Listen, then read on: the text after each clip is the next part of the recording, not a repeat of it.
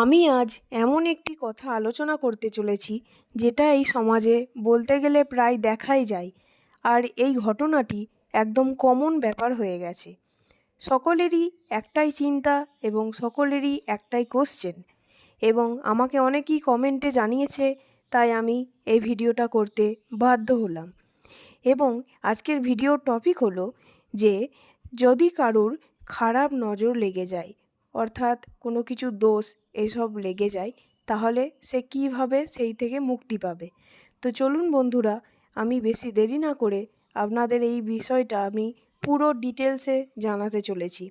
এই জিনিসটা যদি আপনারা একবার ট্রাই করেন, আপনারা কিন্তু এইটা থেকে মুক্তি পেতে পারেন এবং অসম্ভব কার্যকারী একটি টোটকা আপনারা ব্যবহার করে ফল পাবেন, এবং আমাকে অবশ্যই জানাবেন যে কারা কারা ফল পেয়েছেন।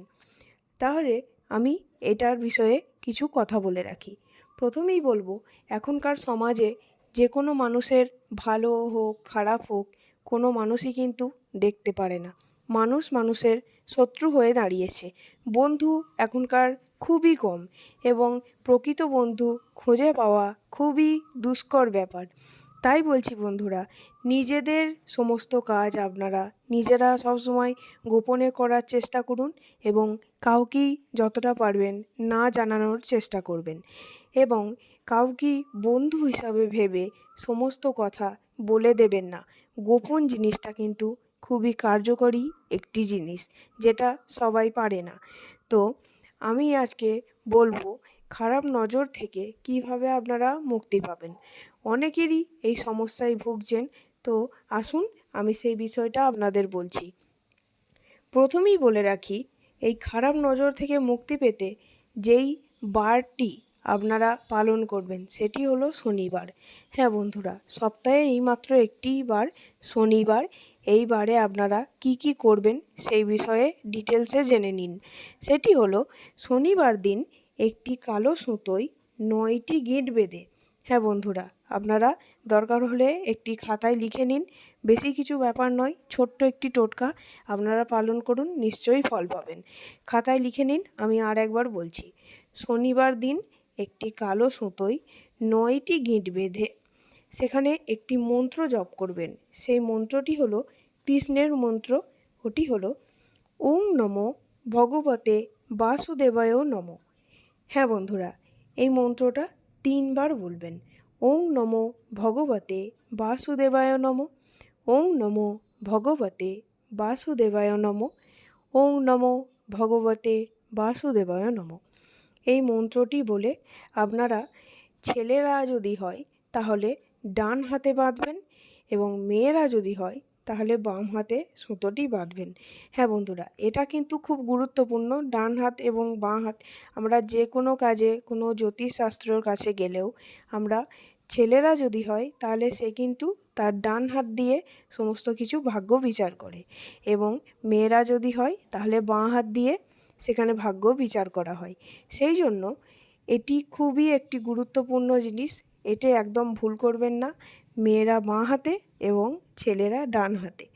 আমি খুব ঘরোয়া উপায়ে খুব ভালোভাবে আপনাদের বোঝানোর চেষ্টা করছি। আপনারা এই জিনিসটা পালন করলে দেখবেন নিশ্চয়ই 100% গ্যারেন্টি আপনারা ফল পাবেন, এবং এই কাজের মাধ্যমে আপনারা কিন্তু ওই নজর দোষ থেকে কাটিয়ে উঠতে পারবেন, এবং কোনো দিন এই ভয়টা আপনাদের থাকবে না যে তার নজর দোষ লেগে যাবে।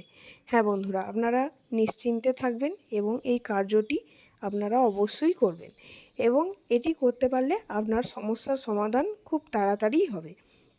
এবার আমি এই সুতোটার ব্যাপারে বলি। এই সুতোটাতে 9টি গিঁট অবশ্যই বাঁধবেন, এবং সুতোটা যেন কালো সুতো হয়। হ্যাঁ বন্ধুরা, এই ছোট ছোট জিনিসগুলো আপনারা কিন্তু একটু মাথায় রাখবেন। কি কি বললাম, সেখানে শনিবার এবং কালো সুতো, এবং ওই সুতোর মধ্যে 9টি গিঁট, আর ওং নমো ভগবতে বাসুদেবায় নমঃ এই মন্ত্রটি 3বার জপ করবেন, এবং ছেলেরা ডান হাতে, মেয়েরা বাঁ হাতে। সামান্য এই কয়েকটি জিনিস আপনারা একটু মাথায় রাখুন, দরকার হলে আমি আগেই বলেছি লিখে নিন, এবং এটি পালন করুন। এবং এটা যদি করতে পারেন তাহলে কি কি ফল হবে, খারাপ নজর থেকে রক্ষা পাবেন, রোগ ও অসুস্থতা থেকে মুক্তি পাবেন। যদি কোনো নজরদোষ থেকে অনেকেরই অসুস্থ শরীর হয়ে যায়, অনেকের শরীর দুর্বল হয়ে যায়, এরকম ঘটনা আমাদের সমাজে কিন্তু প্রায় দেখা যায়।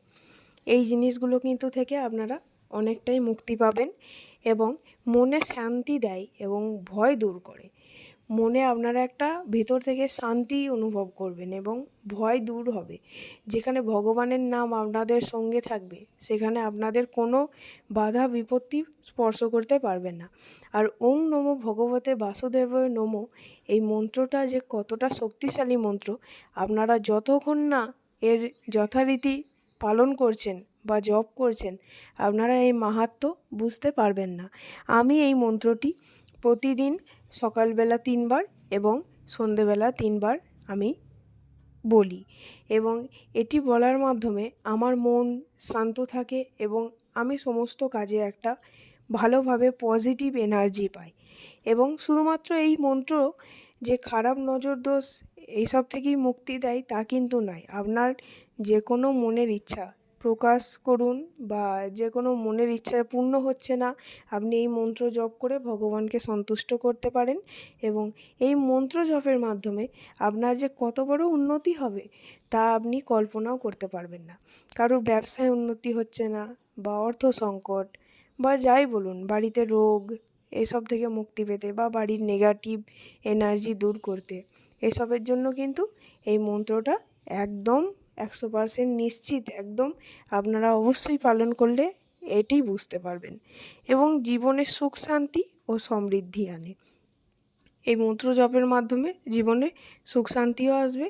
আর তাছাড়া যাদের নজর দোষ এইসব লাগে তারা কিন্তু ভেতর থেকে দুর্বল হয়ে পড়ে, তাদের মনে শান্তি থাকে না এবং তারা সবসময় একটা অশান্তির মাধ্যমে থাকে।